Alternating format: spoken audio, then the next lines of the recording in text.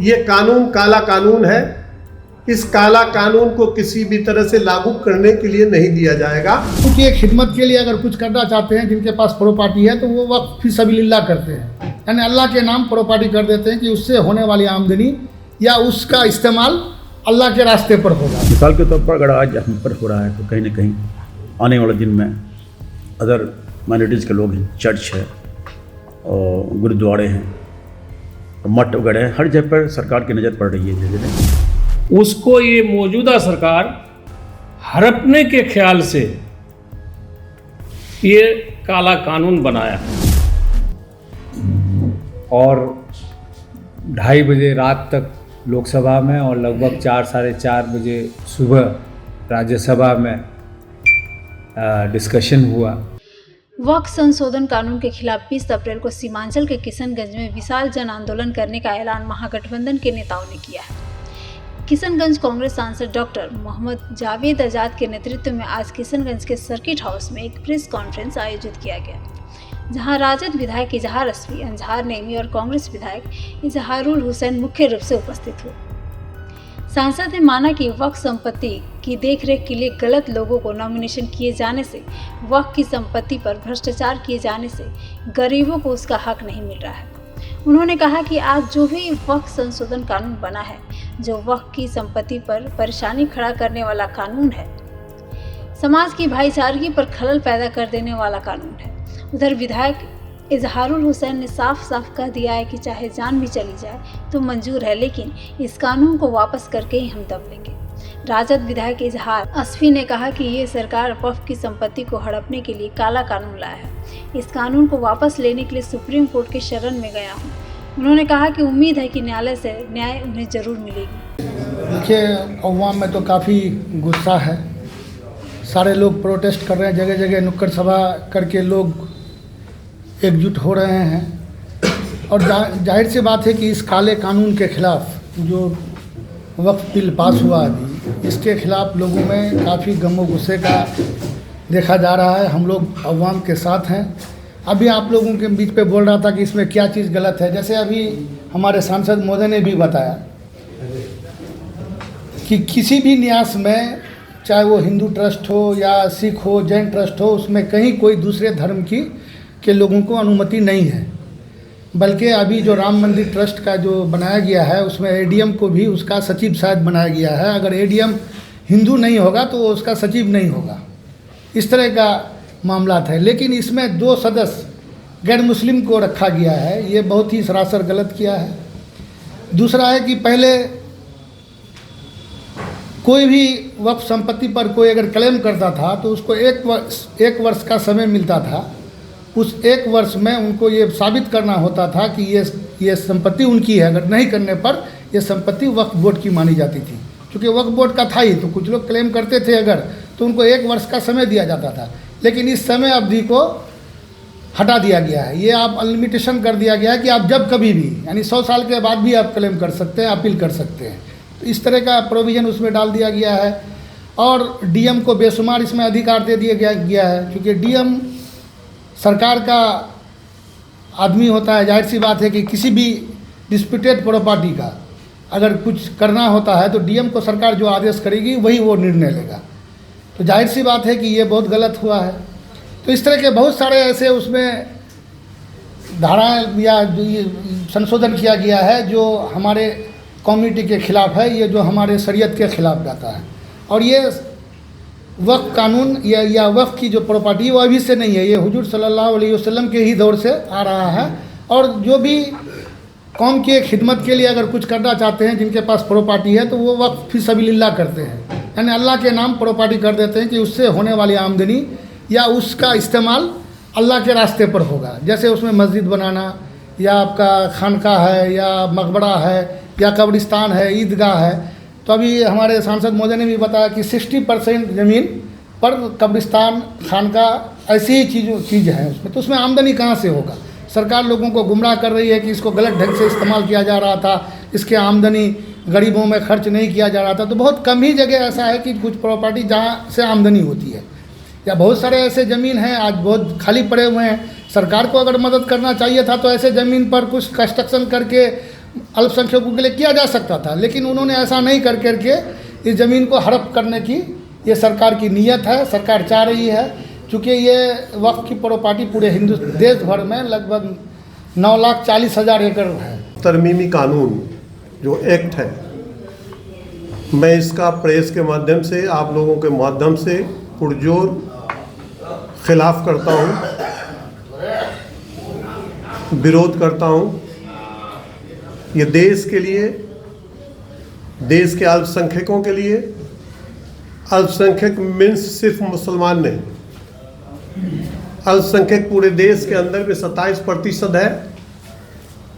भले ही ज़्यादातर अल्पसंख्यक मुसलमान हैं, लेकिन अल्पसंख्यक के श्रेणी में हमारे सिख भाई भी हैं, ईसाई भी हैं, बौद्ध भी हैं, जैन भी हैं, क्रिश्चियन भी हैं। तमाम तर लोग इसका मजम्मत और विरोध करते हैं, जिसके लिए सदन में देखा गया कि 232 वोट विरोध में मिला। ये 232 वोट किनका था? मैं तो मुबारकबाद उन लोगों को देता हूँ, चाहे बंगाल की ममता दीदी हो, चाहे यूपी के अखिलेश यादव जी हो। इन लोगों ने इन बिल के खिलाफ में, इस काले कानून के खिलाफ में पूरी तरह से अपने वोट दे करके ये साबित कर दिया, ये कानून काला कानून है। इस काला कानून को किसी भी तरह से लागू करने के लिए नहीं दिया जाएगा। ये 232 वोट विरोध में गिरे। इसलिए मैं उन लोगों से भी कहता हूँ, हमारे अल्पसंख्यक भाई, सिख, ईसाई, बौद्ध, जैनिस्ट, सबसे कहता हूँ कि इनका आप लोग साथ दें। ये आज मुसलमानों के ऊपर हुआ है, मुसलमान के साथ में हुआ है। वो दिन कल दूर नहीं होगा कि ये सरकार चाहती है कि चाहे वो हमारे सिख भाई के ट्रस्ट हो, ईसाई भाई के ट्रस्ट हो या बौद्धिस्ट के ट्रस्ट हो, कल उनके साथ में ये काला कानून नहीं होगा। आज ये ताकत आजमा रहा है अल्पसंख्यक मुसलमानों पर, कल ये सिखों पर भी होगा, ईसाई पर भी होगा, बौद्धिस्ट पर भी होगा। इसलिए तमाम तर भाइयों से मेरा गुजारिश है कि आप सारे लोग इस काले कानून के खिलाफ में, इस काले कानून के विरोध में आप पूरे देश के अंदर में एहतजाज करें। एहतजाज करना हमारे संविधान में भी है। ये बाबा साहेब भीमराव अंबेडकर का संविधान, हमें संविधान इजाज़त देता है कि हम एहतजाज पुरअमन तरीक़ा से करें, और पुरअमन तरीक़ा से हम लोग ये एहतजाज कर रहे हैं। ये अभी मुश्तरका तौर पर एक डिसीजन लिया गया है, उसमें हमारे सारे जमीयत के लोग हैं, आलिम दीन हैं, उलमाए दीन हैं। जी के द्वारा बुलाई गई प्रेस कॉन्फ्रेंस में मौजूद तमाम साथीगण, मीडिया भाइयों, एक्चुअली आपने सुना होगा कि वक्फ संशोधन बिल 2024 जो अब कानून बन चुका है, ये कानून सबके लिए ख़तरनाक है। सिर्फ मुस्लिम ही नहीं, माइनॉरिटी के जितने लोग हैं, जितने सबके खिलाफ है, और इस संविधान के खिलाफ है, जिसे हम कोई भी कौम बर्दाश्त नहीं कर सकती है। मिसाल के तौर पर अगर आज हम पर हो रहा है, तो कहीं ना कहीं आने वाले दिन में अदर माइनॉरिटीज़ के लोग हैं, चर्च है और गुरुद्वारे हैं, मठ वगैरह है, हर जगह पर सरकार की नज़र पड़ रही है धीरे धीरे। तो संविधान हमें ये इजाज़त नहीं देती है कि आप किसी के मज़हब को टारगेट लेके या किसी के प्रॉपर्टीज़ को, जायदाद को टारगेट लेके आप नुकसान पहुंचाना चाहें, बिल्कुल सरासर गलत है। और औकाफ की प्रॉपर्टीज़ जो है, जो जायदाद हैं, कहा जाता है अल्लाह के जायदाद हैं, और इस जायदाद से सब गरीब, जो लाचार मजबूर गरीब लोग हैं, उनको मदद मिलती है। ऐसा ही नहीं कि सिर्फ मुसलमानों को नहीं, हर कौम के लोगों को इससे फ़ायदा मिलते हैं, फ़ायदे होते हैं। तो सरकारी चाह रही है हमारे जो जायदाद हैं, उस जायदाद को हड़पना चाहती है, और उनका एक टारगेट है इस जायदाद को हड़प के किसी और के हाथ में करना चाहती है, जिसे हम कतई बर्दाश्त नहीं कर सकते हैं। और इसके लिए हमें जो भी करना पड़े, फ़िलहाल हम हमारे शरीयत में कहा जाता है कि एहतजाज हो, हम इसके मजम्मत करते हैं। एहतजाज हो हम पहले अमन और शांति से करेंगे, उससे सरकार नहीं मानती तो फिर आगे जेल भरो अभियान है। लेकिन फ़िलहाल आपने सुना होगा माननीय सांसद जी द्वारा सबसे पहले देश में और या याचिका उच्च न्यायालय में दिया गया है, सुप्रीम कोर्ट में दिया गया है, तो और भी लोग दिए हैं। मुझे उम्मीद है और पूरी जनता को, यहाँ के देश की जनता को उम्मीद है कि न्यायालय हमेशा हक फैसला करती है और मुझे उम्मीद है कि फैसला हम लोग के हक में होगा और इंशाल्लाह और सब मुझे उम्मीद है, पूरी जनता को उम्मीद है कि हम लोग के मुआफ़िक ही ये फैसला होगा। विधायक जी, आपने बताया थे चाहे जान भी जानी पड़े, बिल्कुल मैं नहीं कर क्या आंदोलन होगा? मैं ही नहीं, पूरी जनता। मैंने कहा ना, शरीयत में बताता है पहले अमन से करेंगे, नहीं होगा तो फिर हमें क्यों, जब हमारे जायदाद ही नहीं रहेंगे तो फिर हमें रह के फ़ायदा क्या है। बिल्कुल पूरी जनता बोल रही है, मैं भी बोल रहा हूँ। देखिए, ये कानून जब पास हुआ, बहस के दरमियान पास करने में कुछ लेट भी हुई, आखिरकार लेट नाइट आखिरी टाइम में पास कर दिया और राज्यसभा से भी पास कर दिया और माननीय हमारे जो ये है राष्ट्रपति महोदया, उसका भी साइन हो गया। कुछ लोगों से बात विचार हुई, सभी लोगों का ये काम बात हुई कि हमारे पूर्वजों ने जो जायदाद वक्फ किया उसको ये मौजूदा सरकार हड़पने के ख्याल से ये काला कानून बनाया। इलाके में खलबली मची, लोगों से बातचीत हुई। चूँकि मैं एक जिम्मेदार आदमी हूँ और विधायक भी हूँ और साथ साथ जमीयत उलमा ख्वाजा दामन का सदर भी हूँ, लोगों से मशवरा किया और ये बात तय पाई कि ये सरकार मनमानी करके कुछ भी कर सकता है। अचानक एक बात आई समझ में कि हमारा एक दरवाज़ा खुला हुआ है, वो है कोर्ट। मैं निकला दिल्ली के लिए और सुप्रीम कोर्ट में जाकर ये तरमीमी बिल जो है, वक्फ तरमीमी बिल, इसके खिलाफ में संविधान को बचाने के लिए सुप्रीम कोर्ट किया और हमें उम्मीद है कि सुप्रीम कोर्ट से हमें ज़रूर हक इंसाफ मिलेगा। अभी कुछ दिन कबल मोदी जी की सरकार ने अपने बहुमत का, हमारा मानना है, दुरुपयोग किया और वक्फ अमेंडमेंट जो बिल था उसको कानून बना दिया उनके वोट के ताकत पे, जो सरासर नाइंसाफ़ी है हिंदुस्तान के लोगों की। ये सिर्फ मुसलमानों की बात नहीं है। जब कॉन्स्टिट्यूशन में अलग अलग आर्टिकल के तहत हिंदुस्तानियों को, सभी हिंदुस्तान के लोगों को राइट टू इक्वालिटी है, राइट टू प्रोफेस रिलीजन है, right to run their own religious institutions है, चाहे आर्टिकल 14 हो, 15 हो, 25 हो, 26 हो, सबका उल्लंघन हुआ है। बार बार जितने भी ऑपोजिशन के माननीय नेता थे, मेंबरान थे, उसका अपोज़ किया, वोटिंग भी हुई। इंडिया अलायंस के सभी दल के एमपीज़ ने एक साथ मिलके वोट दिया और अपोज़ किया और 2:30 बजे रात तक लोकसभा में और लगभग 4 साढ़े 4 बजे सुबह राज्यसभा में डिस्कशन हुआ। लेकिन उसके बावजूद भी मोदी जी ने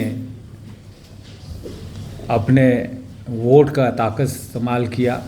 लेकिन सबसे अफसोस की बात यह है कि उसमें वो पार्टी भी हैं बीजेपी के अलावा जो अपने आप को मुसलमानों का, दलितों का, पिछड़ों का, अलग अलग अल्पसंख्यकों का हतेशी बताते हैं। आज वो उनका नकाब उतर गया है, जिसमें से नीतीश जी से हम लोग को ख़ास करके उम्मीद थी कि ये जो सरासर नाइंसाफ़ी हो रही है उसका वो ख़िलाफ़ करेंगे टीडीपी तो आज उनकी हुकूमत है माइनॉरिटीज़ के वोट से, उन्होंने भी चाहे जो भी वजह हो, उन्होंने भी मोदी जी के इस गैर कानूनी फैसले का साथ दिया। एलजेपी के जो हमारे लीडर हैं और एमपीज़ हैं, उन्होंने भी मोदी जी का साथ दिया अल्पसंख्यकों के हक मारी में। तो ये मेरा फ़र्ज़ है कि आप लोगों के माध्यम से अपने इलाके के लोगों को ये बताएं कि ये जो कुछ हुआ है ये बुलडोज़ हुआ पार्लियामेंट में। डिस्कशन भी ठीक से नहीं हुई। जेपीसी ज़रूर बनाया, लेकिन उसका नियत साफ था कि जेपीसी में फैसला उन्हीं का होगा जो वो चाहेंगे, और इसीलिए हम लोग के मना करने के बावजूद भी जिनको वफ़ के माने तक नहीं पता है, जो वफ़ के ख़िलाफ़ जिनको पढ़ाया गया है, उनको बुलाया गया।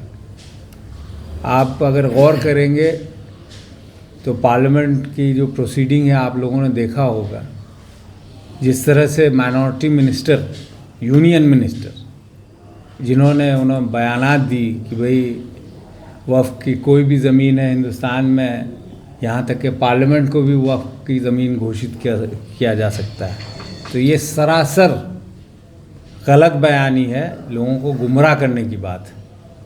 इसमें कोई शक नहीं कि वफ़ की ज़मीन जिन लोग देख रेख में है और जो कमिटीज़ बनती है, बोर्ड्स बनती है, उसमें से कई सदस्य होते हैं जो स्टेट गवर्नमेंट नॉमिनेट करता है, और नॉमिनेशन ऐसे ऐसे गलत लोगों का किया जाता है जिसके वजह से करप्शन है, जिसके वजह से जितना फ़ायदा वक्त से गरीबों को, मिस्कीनों को होना चाहिए वो नहीं हो पाता है।